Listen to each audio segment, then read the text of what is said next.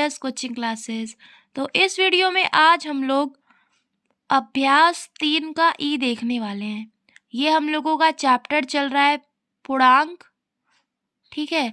तो आज इस वीडियो में हम लोग अभ्यास 3 का ई करने वाले हैं। तो चलिए देखते हैं क्या दिया है। पहला सवाल दिया है कि भागफल ज्ञात कीजिए। तो चलिए ज्ञात करते हैं भागफल। इस तरीके से देखिए बच्चों, हम लोगों ने कॉपी में लिख लिया है। अब इसका हम लोग भाग देंगे और भागफल ज्ञात करेंगे। तो सबसे पहले हमें इस 3 का भाग इस 21 में देना है। तो जब 3 का भाग 21 में देंगे तो 3 सते 21 तो 7 आएगा। और इस माइनस का भाग यहाँ पे बच्चों यदि कुछ भी नहीं लिखा है तो आप मानिएगा यहाँ पे प्लस है, ठीक है। तो इस माइनस का भाग इस प्लस में देंगे तो माइनस आएगा। और ये कैसे आया? तो बच्चों ये एक फॉर्मूला है जिसको मैंने पिछली वीडियो में पहले करा दिया है। जिन बच्चों ने नहीं देखा है तो देख लीजिएगा, जाके उस फॉर्मूले को अच्छे से लर्न कर लीजिएगा और फिर इस अभ्यास को कीजिएगा, तब आपको अच्छे से आएगा, ठीक है।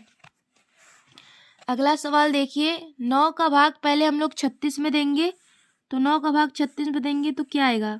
9 चौक 36 तो 4। और इस माइनस का भाग इस प्लस में देंगे तो माइनस। यदि कुछ भी नहीं लिखा रहेगा बच्चों तो वहाँ पे मानेंगे कि प्लस है, ठीक है। इस 6 का भाग इस 18 में देंगे तो 3 आएगा। और इस माइनस का भाग इस माइनस में देंगे तो प्लस। इस 7 का भाग इस 35 में देंगे तो 7, 25 35 तो 5। और इस माइनस का भाग इस प्लस में देंगे तो फिर माइनस, ठीक है बच्चों। आगे सवाल देखिए, 17 का भाग 51 में देना है। तो 3 और माइनस का भाग प्लस में देंगे तो माइनस। 0 में बच्चों किसी भी संख्या का भाग 0 में देते हैं तो उसका आंसर 0 ही आता है। 12 का भाग इसमें देना है, इस संख्या में देंगे तो 144 आपका आंसर आएगा। और इस प्लस का भाग इस माइनस में देंगे तो माइनस। सेम चिन्ह का जब भाग दिया जाता है तो प्लस लिखते हैं, और जब अलग अलग चिन्ह का भाग दिया जाएगा तो माइनस लिखेंगे। जैसे कि माइनस का भाग माइनस में दिया जाएगा तो प्लस लिखेंगे, प्लस का भाग प्लस में दिया जाएगा तो भी प्लस ही लिखेंगे। और यदि माइनस का भाग प्लस में दिया जा रहा हो या फिर प्लस का भाग माइनस में दिया जा रहा हो तब हम लोग माइनस का चिन्ह लगाएंगे, ठीक है। अगला सवाल देखिए, इस 125 में भाग देना है इसका। तो 125 में जब इसका भाग देंगे तो 125 आएगा। और ये माइनस का भाग प्लस में दिया जा रहा है तो माइनस। 729 में 9 का भाग दिया जा रहा है तो इसका आंसर आएगा बच्चों 81। और इस माइनस का भाग इस माइनस में देंगे तो प्लस। 1 का भाग किसी भी संख्या में देते हैं तो वही संख्या आ जाती है। और इस माइनस का भाग प्लस में दे रहे हैं तो माइनस। 1000 में 2000 का भाग दे रहे हैं तो 2। और माइनस का भाग प्लस में दिया जा रहा है तो माइनस। यहाँ पे बच्चों देखिए लिखा है ये संख्या और ये संख्या सेम है, और किसी संख्या, कोई यदि संख्या है और उसी का उसी में भाग दिया जा रहा है तो उसका आंसर हमेशा 1 आता है। और इस माइनस का भाग इस प्लस में दिया जाएगा तो माइनस। ये आपका हो गया सारा क्वेश्चन हल हो गया बच्चों। अब अगला क्वेश्चन चलिए देखते हैं।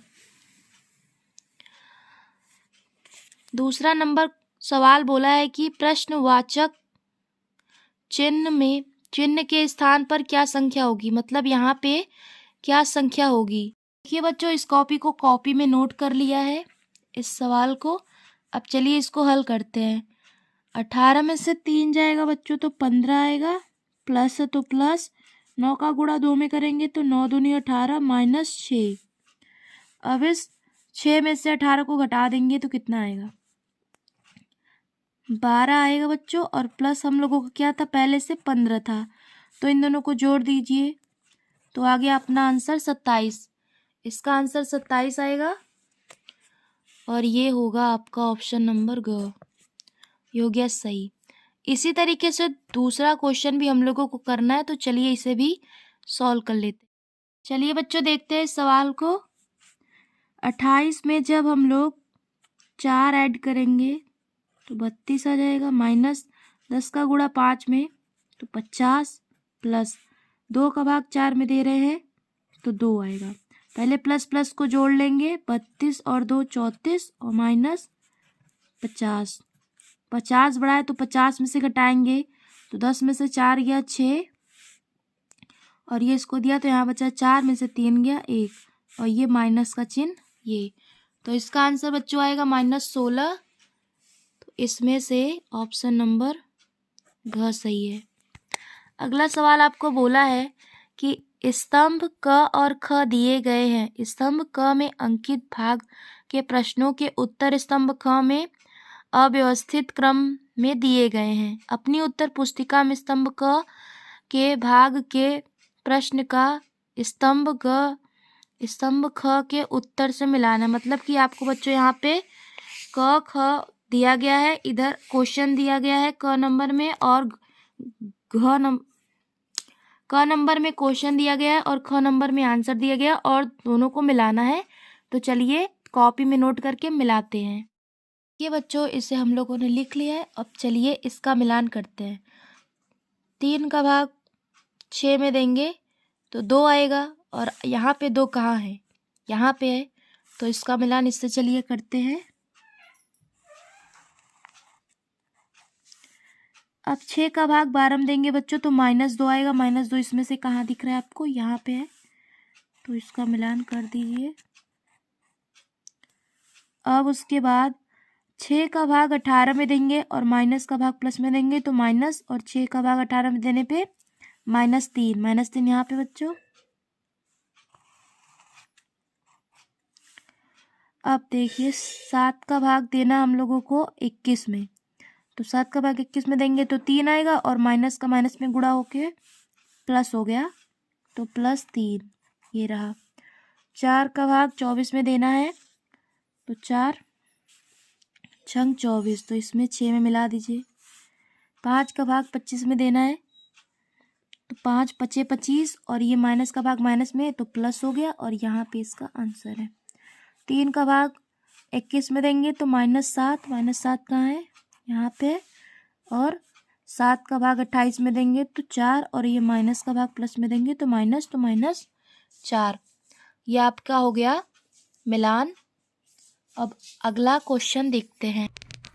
अगला सवाल हम लोगों को दिया है बच्चों कि प्रश्न के प्रत्येक खंड में उत्तर के 4 विकल्प दिए गए हैं। इन उत्तरों में से केवल एक ही सही है। सही उत्तर अपनी उस पुस्तिका में लिखना ही है। ठीक है।